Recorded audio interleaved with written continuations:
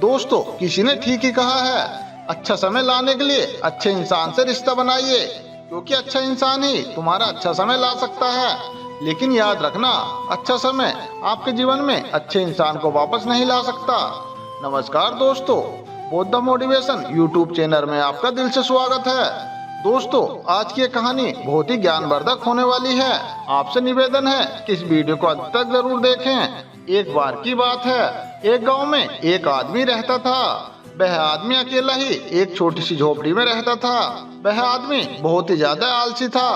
वह कोई काम नहीं करता था। वह एकदम निठल्ला और नकारा था। बस वह हमेशा ही ऐसे मौके की खोज में रहता कि कहीं से खाना मिल जाए। जब एक दिन वह आदमी खाने की तलाश में भटक रहा था, तभी उसे एक आम का बगीचा दिखता है। वह कई दिनों से भूखा था, इसलिए वह खाने की तलाश में बगीचे के अंदर चला जाता है। वहां जाकर वह देखता है कि बगीचे में अलग अलग तरह के बहुत सारे पेड़ थे।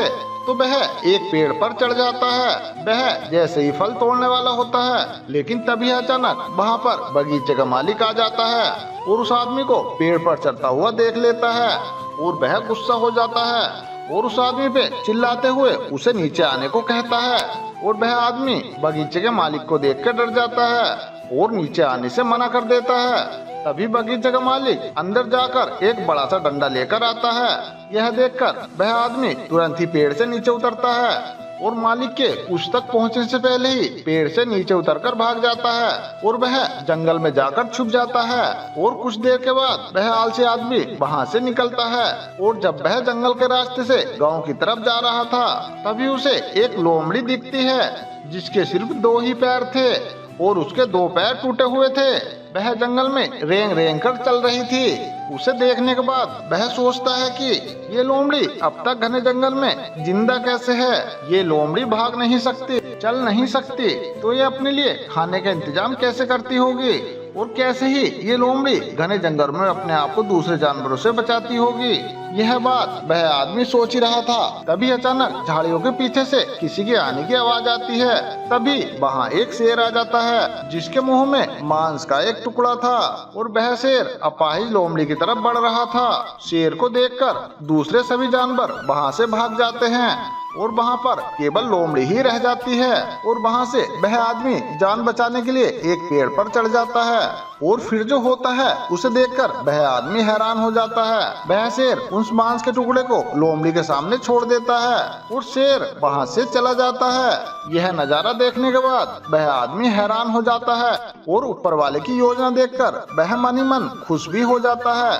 और तभी वह सोचता है कि ईश्वर के पास सबके लिए कोई न कोई योजना होती ही है। अगर ईश्वर के पास इस लोमड़ी के लिए योजना है, तो उसके पास मेरे लिए भी कोई ना कोई योजना जरूर होगी। और वह आदमी वहाँ से थोड़ी दूर आगे चला जाता है और फिर वह आलसी आदमी एक बड़ा सा पेड़ देखकर रोड के किनारे उसके नीचे बैठ जाता है, यह सोचकर कि मेरे लिए कोई ना कोई खाना लेकर जरूर आएगा। वह आदमी 2 दिन तक बैठकर खाने का इंतजार करता है, लेकिन कोई भी उसके लिए खाना लेकर नहीं आता। आखिरकार जब उसे भूख बर्दाश्त नहीं होती है, तो वह खुद ही खाने की तलाश में निकल पड़ता है। वह रास्ते से जा ही रहा था कि तभी उसे एक बुजुर्ग आदमी मिलता है। वह आलसी आदमी उन बुजुर्ग से कहता है कि मुझे बहुत तेज भूख लगी है, अगर आपके पास कुछ खाने के लिए होगा तो कृपया करके मुझे दे दो। तभी वह बुजुर्ग आदमी उसे कुछ खाना और पानी दे देता है। खाना खाने के बाद वह आलसी आदमी उन बुजुर्ग आदमी से कहता है कि मैंने 2 दिन पहले जो देखा, आप उस पर विश्वास नहीं करेंगे। ईश्वर के पास मेरे लिए कोई ना कोई योजना जरूर होगी, लेकिन ईश्वर ने उस लोमड़ी पर अपनी दया दिखाई, मगर मुझ पर नहीं। मेरे लिए कोई भी खाना लेकर नहीं आया। तभी उन बुजुर्ग आदमी ने मुस्कुराते हुए कहा, ये सच है कि ईश्वर के पास हर किसी के लिए कोई न कोई योजना जरूर होती है और तुम्हारे लिए भी है, लेकिन तुमने उसे गलत तरीके से समझ लिया। वह तुम्हें लोमड़ी नहीं बल्कि उस शेर की तरह बनाना चाहता था।